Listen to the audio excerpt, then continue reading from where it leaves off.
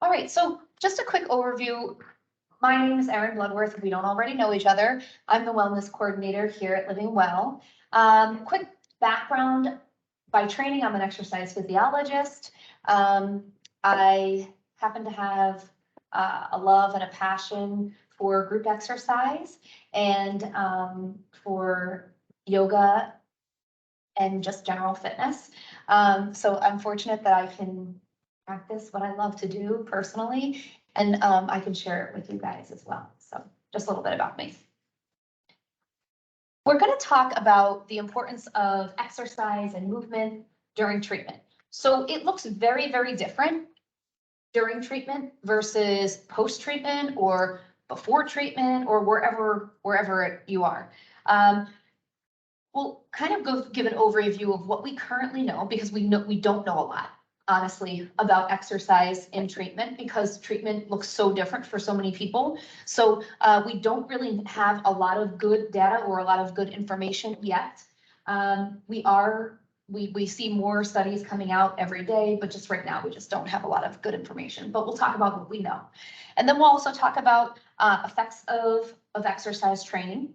We'll talk about the goals of our exercise program during treatment. We'll get kind of specific into what an exercise prescription should look like. We'll talk about general guidelines as far as overall guidelines for physical activity and exercise. And we'll also go ahead and just do an exercise demonstration at the end. And then any additional questions that you may have, we'll get to those. Okay.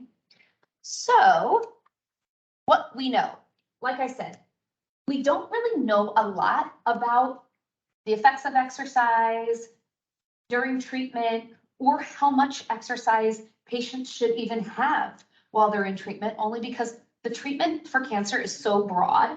And there's so many different types of treatment, so many different types of cancer. So to say that you've got a one size fits all model is not helpful. So in general, we know that common effects of treatment, you absolutely have reduced function, right? We can see it, we can feel it, and it's across all cancer types. It's not just one, but it's pretty universal across all cancer types, that there's this definite decrease in overall physical function.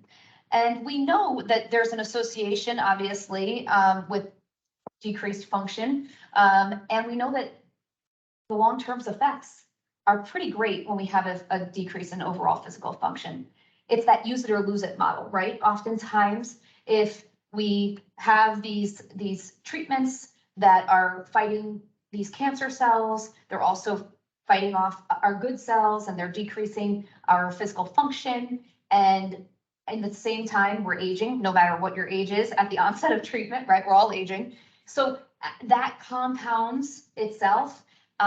We don't feel well during treatment, so we don't tend to be as physically active. So it's just this whole cascade effect that we typically see, which we know definitely overall affects your physical function. Good news. We know that physical activity, cardiovascular activity can help to decrease that loss of physical function. So we do know that. We don't know the dose response yet, right? So it's kind of what makes you feel better without making you feel worse, right? So it's figuring out what that looks like to you. Again, we don't have this overall like blanket, here's what it looks like. It's very much personalized. We also know that physical activity levels, along with cardiorespiratory fitness and function levels, decrease with treatment. Cardiovascular changes, we know across all cancer types, because of the treatment, are significant. We know that, right? So if we can do, and we can combat it with some type of cardiovascular training to decrease the likelihood of long-term issues because of that cardiovascular change, we're going to try to combat it with some exercise training. Know that in treatment, the symptoms that you're feeling are real, right? These are real symptoms. Sometimes our brain, I think because we are in this environment where it's like, we have to grind, we have to get it, you know, that we sometimes feel like, okay, is this truly, am I tired and fatigued because of the treatment, or am I tired and fatigued because of life? Or am I really not tired and fatigued? How can we kind of tease that out? And that's really hard to do, but know that if you're feeling tired and fatigued, those are symptoms that are appropriate during treatment. And that's okay, right? We just have to figure out how much exercise is enough, what too much looks like, because sometimes in order to figure out what's enough, we kind of have to know what too much looks like. And then we have to also know what not enough looks like, right? So really, really difficult balancing act. And unfortunately, I don't have all the answers for you today, but we can definitely help figure it out. Yeah. Okay, if we look at the effects of exercise training, so we know that exercise has shown results to be great in improvements and maintenance of overall physiological and psychological factors during treatments like chemo and radiation. I think that's really important, right? Because oftentimes for exercise, we talk about the physiological response, what happens to our bodies, right? But there's also that psychological response with exercise as well. And that's really important because this cancer journey is affecting both physiological and your psychological well-being, right? We know that there's significant evidence to support and the promotion of physical activity and exercise for adult patients. There's been reviews, meta-analysis that have provided us strong evidence that physical activity and exercise is safe and acceptable before, during, and after treatment. Unfortunately, just doesn't tell us what, right? So that's the unknown. Doesn't tell us the dose response, doesn't tell us the frequency, doesn't tell us what type is most beneficial yet. That's stuff that's still being worked on. But we do know that engaging in some type of physical activity or exercise is helpful for cancer patients. When you say dose response, do you just mean how much exercise? How much? Okay. Yep. Yeah. How much we need. Yeah.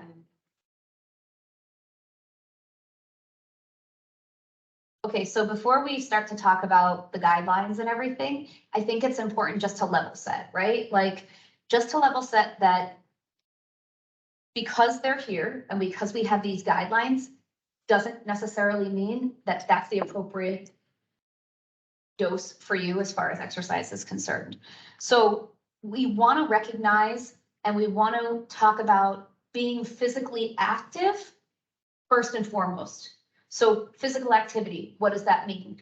Increasing our stand time, the amount of time that we just stand in an upright position. And then it also includes our ambulatory time, how much time we walk. That's physical activity, right? So we want to try to first work on our physical activity. If you're like, you know what, I've got my physical activity down, I'm good. Then we start to think about, okay, let's get a little bit more centered or focused on some of these requirements as far as, or guidelines, as far as 150 minutes of physical activity a week at moderate intensity. So we'll talk a little bit in more depth about that, but know that the take-home message today should be, let's work on our physical activity. If we feel like we are physically active during treatment and we can go above and beyond that, then we'll go above and beyond that and we'll work on what we would think of as traditional exercise. Also, the goal, think about goal being, I want to maintain where I am right now, as opposed to the alternative, which is going to be kind of slipping back. I was talking to one of our participants earlier today, and she used this analogy, and I thought it was really, really good. She's like, I am trying to dig myself out of this hole. So the treatment hole, right? Like, what treatment has done for me, it's put me in this hole. And she's like, I'm physically trying to now get myself back out of this hole that treatment put me in. So is it better maybe to not have gone so deep into that hole? Probably, right? So, you know, what does that look like? Okay, so physical activity, we want to just avoid being inactive. So avoid prolonged sitting. Avoid activities that are going to keep you in a seated position or a lying position for a long period of time, right? That would be the first and foremost goal. If you're like, you know what, I feel like I'm pretty physically active, I don't sit a lot, or I do when I'm standing, I am conscious of my posture, even when I'm sitting, I am conscious that I'm not maybe always using a back pad to keep myself in this upright position, but I'm using my own postural muscles to do that. Or another example is sometimes if you're at a sink and maybe it's as simple as you're brushing your teeth. Is your pelvis leaning up against that sink while you're brushing your teeth? Or are you standing in an upright position to brush your teeth, right? These are little tiny things, little changes in your overall physical activity that you could change or you can think about. I'd like to think also, like if you're doing dishes at the sink, same thing. Are you leaning up against the counter, or are you using your own physical muscles and postural muscles to keep you in that upright position to do those activities? So little tiny changes, doesn't seem like a lot, but it does truly affect your overall physical activity throughout the day. So little tiny things like that would be helpful. We know that obviously there's an increased loss of function with inactivity. So that's first and foremost. We want to try to limit the inactivity. If we want to go beyond that, the guidelines. So these guidelines, like I said, are going to be guidelines that you're going to see for cancer prevention. So what the American College of Sports Medicine has done is they've taken these guidelines and they said, okay, so these are guidelines that we want to use prior to the onset of a cancer diagnosis. These are guidelines we want to use after to prevent a reoccurrence. But we can loosely give these guidelines during treatment. So the guidelines are 150 minutes of physical activity per week at a moderate intensity. So what does moderate intensity mean? Moderate intensity means that when you're doing these activities, you're kind of breath-y. So you should be able to not sing, right? Because if you were to be able to sing, you'd be able to string words along. You should be able to talk, but it shouldn't be a fast talk. It should be just a moderate talk. You might have to take a few deeper breaths in between, but you should be able to talk. So that's moderate intensity. If you're coming into a cancer diagnosis as a super fit individual and you're like, you know what, I'm going to try to work really hard and keep my current physical fitness level where it is, maybe you may have to work at a more vigorous intensity to maintain where you were. So that might mean that it's breathless for some of your training, or breathy for some of your training, where you couldn't probably talk. It would be one or two words and you'd have to really find your breath, and then one or two words and you'd really have to find your breath. If you're going to exercise at that vigorous intensity, that's where we can move to 75 minutes per week. So 150 minutes of moderate intensity training, or 75 minutes if it's vigorous intensity. Now, the breath thing is just one part of it, right? Can your muscles, your joints maintain that vigorous intensity? That's the other component that you have to look at, right? So if the answer is no, probably not, no worries. Moderate intensity, right? It's like, so things that maybe aren't going to put a lot of stress and strain on your joints if the joints aren't going to handle it. My favorite, walking. It's free. You don't have to join a gym. You don't have to pay for anything. You can walk. It doesn't have to be outside walking if the weather doesn't permit for it. It can be inside walking at a mall, or if you have a wellness center within your town that you can use, a park district community that you can walk on a track or something like that. Doesn't have to be 30 minutes a day. You can break it up however you see fit. 10-minute intervals, if that works. Again, if your joints are not happy with prolonged physical activity, you can split it up however you want. 5, 10-minute intervals throughout the day. So it doesn't have to be all 30 minutes or 150 minutes. You can split it up, which to make it just work for you, however it feels best for you. So we didn't talk about the other means of physical activity. We were talking more about the physical activity as far as cardiovascular activity. If we talk about other means of physical activity, we can use chair yoga, that all counts into your 150 minutes of activity. If you're taking a class here, that counts into your 150 minutes of physical activity. Depending upon the class, would just depend on if it's considered moderate or vigorous, right? So we can change it up pretty simply by doing that, right? If we're going to take a class, for example, if our movement for bone health is 45-minute practice, it's standing, it's using strength training, it's using our own body weight, it's using cardiovascular training, that's going to be considered probably vigorous for at least 30 minutes of that class. I would say that I would classify as vigorous exercise. Chair yoga, standing balance, those are moderate intensity exercise classes. So you can kind of see where the difference lies.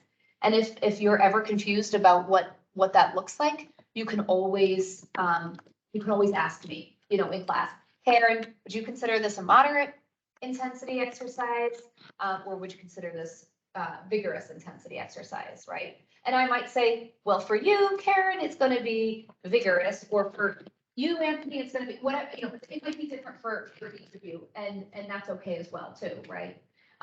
Because again, it goes back to that dose response, right? If I give you the same amount, if both of you the same amount of dose, your response is going to be different than your response, right? So it's kind of figuring out, okay, so for me, it looks like it's vigorous, or for me, it looks like it's moderate intensity training, but someone else, it might look different for them. Yeah.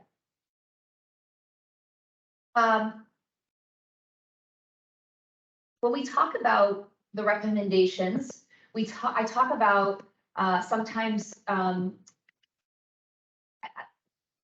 you have to also think about the burden, right? The physical burden that the treatment's having on your body, right?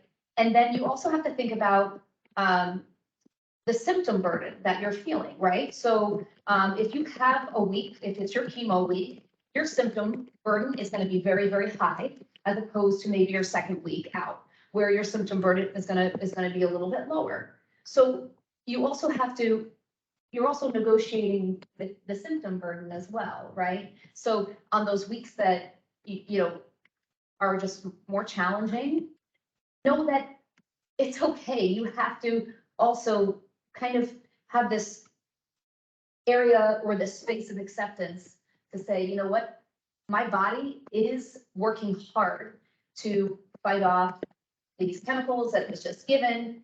And so maybe this week is not the most appropriate time to take that movement for bone health class that Erin would say would be vigorous intensity, but it might be a really good week to do, say, a restorative yoga class or something where I'm still finding some physical activity, but not necessarily having that. I'm still I'm managing my symptom burden. I'm not trying to overpower it. Hey, Erin, we have a question. Yes. Alice is asking if standing is okay. She says she stands quite a bit at work. So we know that the more stand time you have and the more ambulatory or walk time that you have, the greater your physical activity level. So yes, if you stand a lot, then that's a form of physical activity. Absolutely. Thank you. Yeah, yeah.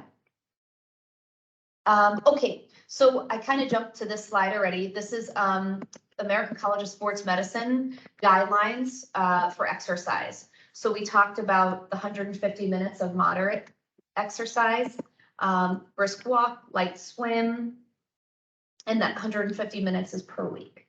And then we said, okay, if we do 75 minutes of vigorous intensity per week, that's the equivalent to the 150 at moderate intensity. I also put, the fit principles. So when you're thinking about your exercise program and you're thinking, okay, how do I structure this for myself? Think about the frequency, how many times a week? Think about the intensity. Is it considered moderate, vigorous? Think about the time, so your duration per session. So we said, hey, split it up however you want, right? Like if 10 minutes, 3 times a day works better than a continuous 30 minutes, then that's okay. You're still getting the same benefit. And then type. What type of exercise are you doing? So is it yoga? Is it balance training? Is it strength training? Is it cardiovascular training? There's a lot of different types that we can do. That type is what we talked about as far as symptom burden is concerned, right? So we choose the type of exercise that is going to maybe some weeks give us the least amount of symptom burden or highlight those symptom burdens. And then other weeks we might be able to do or maybe things that could challenge us in a different way. So this fit principle that we use, this frequency, intensity, time, and type, if you're using the guidelines are answering most of those for you. They're telling you the frequency, they're telling you the intensity, they're telling you how long. You fill in the exercise type, right? So the exercise modality. And again, I know I sound like a broken record, but at the bottom, I wrote that this recommendation might be more of a long-term goal than it is, appropriate during treatment. And know that however you came into this journey is also a factor, right? If you came in as a more sedentary person, then maybe these guidelines would be really, really outlandish for you. So maybe you're looking at trying to fit in maybe, a minute, a 2-minute, 3-minute walk if you were very sedentary prior to the onset of treatment. Okay, so I put together some exercises that you can do. These exercises you can do anywhere. You need a chair. That's all. So not a lot of equipment, not a lot of space. You can do these anywhere. So if you're going to go ahead and do these exercises, I'm going to consider them your strength training exercises. So in your strength training exercises, we're using body weight as our mode of external force on our body, right? So we're just going to use body weight and gravity for these exercises. Whenever you're going to do your strength training exercises, we're first going to start with just an active warm-up. So I put the seated march as your active warm-up. So you can choose. If you know that you want to try for 150 minutes of moderate intensity exercise per week, maybe you start with a seated march for 5 minutes. Then you go into these exercises and then you finish with a seated march for 5 minutes. You could add on to that. You could do 10 minutes in the beginning, 10 minutes at the end, watching TV, kind of distract you, put a little timer on, and then literally 10 minutes will go by so fast. So start with a seated march typically. So that just means that you're sitting in that upright position, you're using your postural muscles to keep you there, you're moving your arms and your legs at the same time. Know that if you want to challenge yourself a little bit more, maybe you're going to move your arms faster, or maybe you're going to bring them up overhead, right? The extremities that are closer to the heart are going to increase the heart rate more so than the extremities that are further away. So if I pump my arms faster, my heart rate's going to come up faster as opposed to legs. All right, so chair stand or sit to stand, super simple. So this isn't the ideal chair to use because they're on wheels, these chairs that we're in here. But when you're at home, ideal chair would be a chair that's not going to move from you. You'll start with your feet about hip distance apart. You're going to find your stand, and then you're going to find your sit. Stand and sit. So real simple, right? Couple options. These chairs have handles on them, so, or arms on them. So if you have a hard time standing up from a seated position without pressing yourself up, that's okay. Use the arms to get you to that standing position if that's the safest, most effective way to get you from a seated position to a standing position. If you don't have to use your hands to push up, then try not to. You might want to extend your arms out in front of you. That'll help to get you in that forward leaning pattern to pick your bottom up off the chair and then come back up. If you, for example, want to not use anything but your lower body, maybe you cross your arms across your chest, right? So different options as far as where you need to take it. How many repetitions should you do? Good question. It's a very good question, right? Okay, so here's a good test. If you can do 12 or more repetitions, so if I sat and stood 12 times, right? And I felt nothing, I didn't feel fatigued, I didn't feel tired, then you can go probably to 15 repetitions. If you cannot do 8 repetitions, then go ahead and do what you can to 8, and that's it. Stop it, right? So somewhere between 8 to 15 repetitions would be a really, really good goal. If you're at 12 and you can keep going, go to 15. If you're at barely getting to 8 and that's a struggle, only go to 8. Cut it off at 8. If you have to cut it off at 6, that's okay too, right? We're going to start somewhere, and every week maybe we're going to add another repetition on until we get to that 15. Now, once we're at 15, that's a pretty good indicator that we can pause. We can take a couple seconds to catch our breath, and then maybe we do another 15, right? So we're doing 2 sets of 15 repetitions. So if you're able, if the 15 is comfortable, add another set of 15 in there. And that's kind of a good way to figure out, okay, 8 to 15, where am I in that range? So if you're going well over 12, go to 15. If you get to that 15 and that was super easy, add another set of 15. And even if you don't get to 15, if you get to 10, stay with the 10 for a few weeks, and then try to add an additional repetition, maybe a week or something like that, if that feels appropriate for you. There's a question, can they use small weights as well while doing these exercises? Absolutely, yes. So if you wanted to use hand weights or dumbbells, you could hold the dumbbells at your sides and then go ahead and find your sit and your stand. How do you know what weight is appropriate? Same test that you can use. If you are able to do 12 repetitions at a particular weight, the weight might be too easy for you. So you could probably go up in weight with your dumbbells if you wanted to.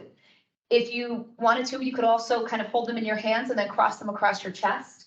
That would be fine as well. That's nice because it just challenges the trunk a little bit differently than if they're at your sides. So yeah, that's a good question. You could absolutely add weights to these. Next one would be your knee extensions. So if you're in a seated position and you're gonna just simply extend, think about pressing the sole of your foot away from you. You're engaging your quadriceps, which are the muscles in the top of the upper thigh. And then you'll go ahead and pull your knee back into flexion, and then you'll find extension. Flexion is when I pull my heel towards my bottom. Extension is when I reach the sole of my foot forward. So again, if you're not feeling much fatigue in your upper leg after 12, go 15. Then maybe switch to the other side, try 15 on the other side. One leg might feel very different than the other leg. That's okay, right? We're not always going to be symmetrical. One leg might be more challenging than the other, but try not to change the repetition scheme from one leg to the other too much, right? Because we don't want to further that difference from side to side. We know it's there, it's okay, but try not to further it. How can I make that exercise more challenging if it's a little bit too easy? I can pause for maybe 2-3 seconds when my leg is in extension, and then I can go ahead and bend it. I can pause for 2 or 3 seconds, and then I can go ahead and bend it.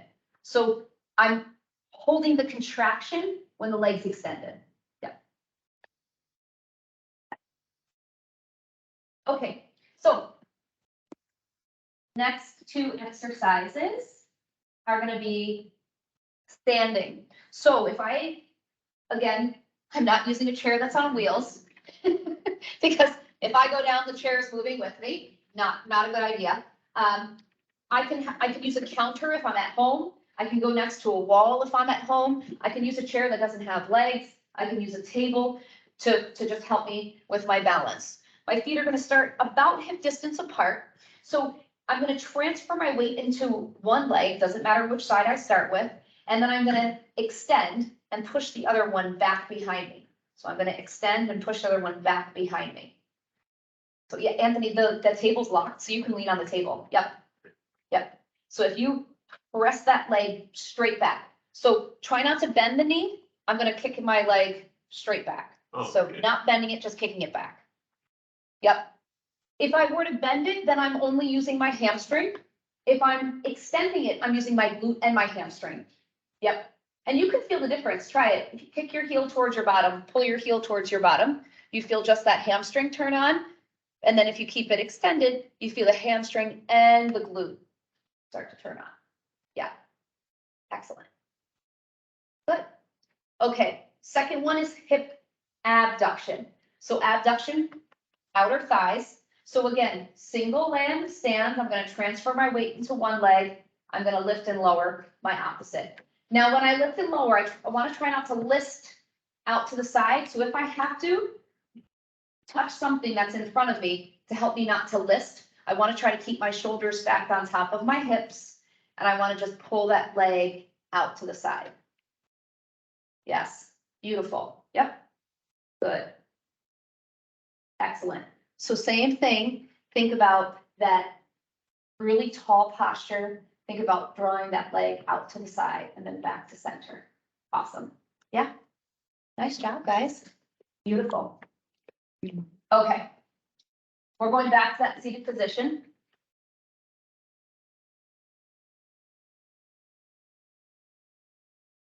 Okay, these are your couple upper body exercises. So the first one, I want you to think about grabbing something above you, yep, and pulling it down, yep.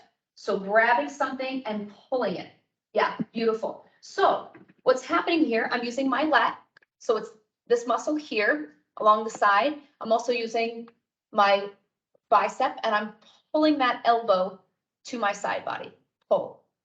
I can alternate sides. So if I want to pull and pull, pull and pull, I can do that. That's what the picture is going to show. Or I can do both at the same time if I wanted to as well. So you've got some options here. Good. These are really nice exercises because we want to also maintain our shoulder mobility, right? So if we don't practice overhead reaching, we lose the ability to overhead reach, right? So you've all seen what happens when people lose the ability to overhead reach, right? They can't probably extend their arms up overhead, or they can get maybe to this height. And then what starts to happen? Their shoulder starts to come up.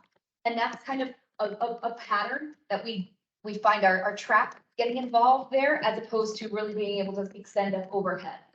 Yeah, but so yeah, just good movement patterns that we want our bodies to be able to effectively get in and move through, and keep those patterns.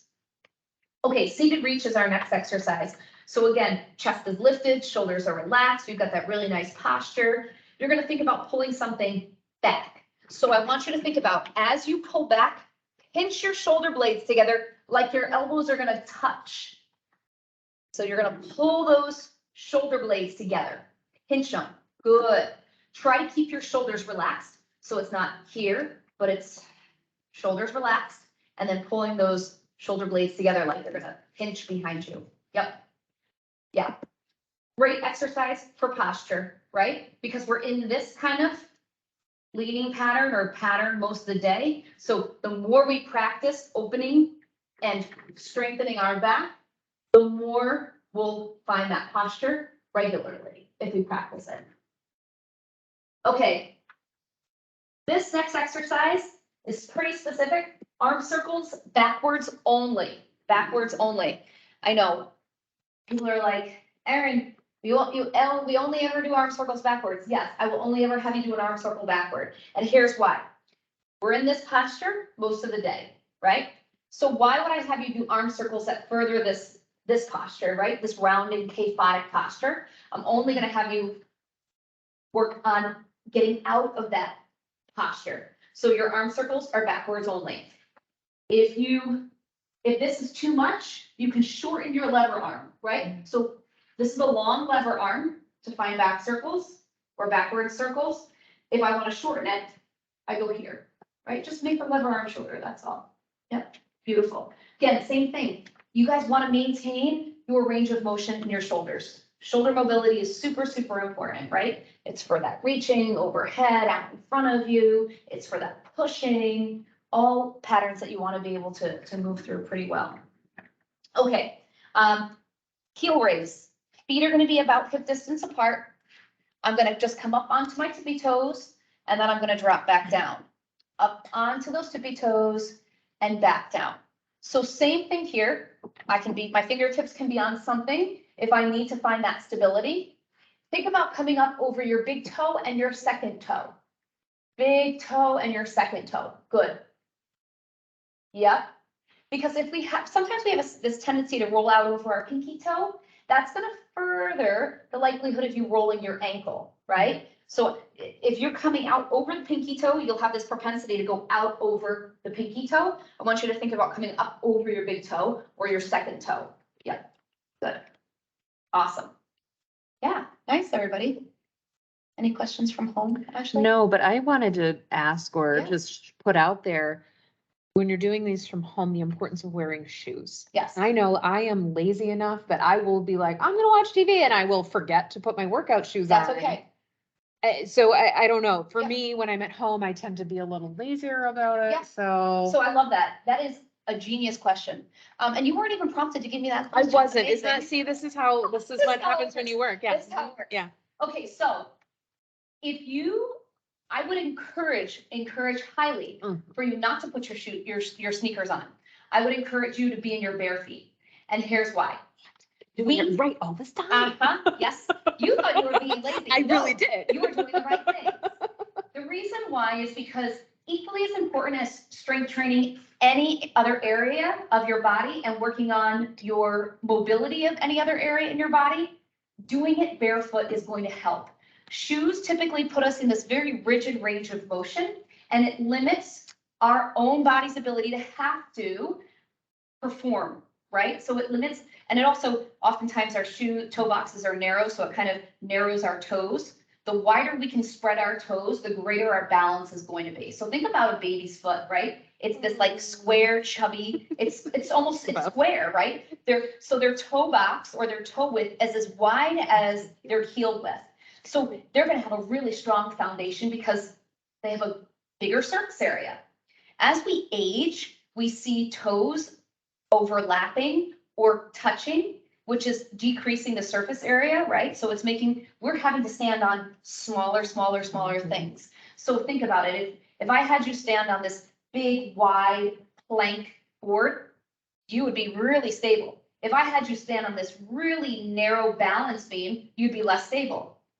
Why is that any different for your feet, right? So so working in bare feet is actually really nice. It tends to challenge the strength of your feet and encourages you to have to really use your feet to stabilize for themselves as opposed to in a shoe or in a sneaker.